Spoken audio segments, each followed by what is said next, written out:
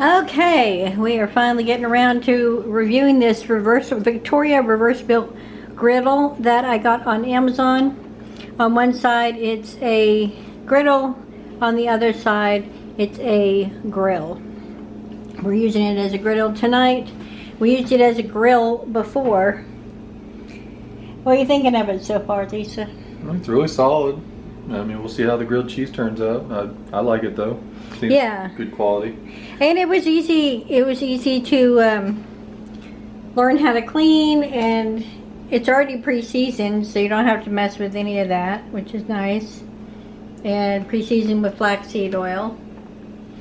It is really heavy, and it doesn't have the right length to go across both burners. But we don't make that much food anyway. We do small amounts of food, so this works perfect for us and our needs and the stove layout. Yep.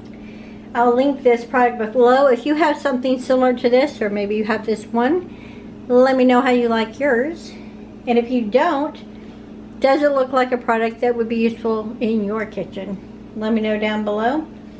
And yeah, I would give this a 4 out of 5 stars. What would you give it? Yeah, 4 out of 5. All right, y'all. Thank you so much for watching, and we'll see you in the next one.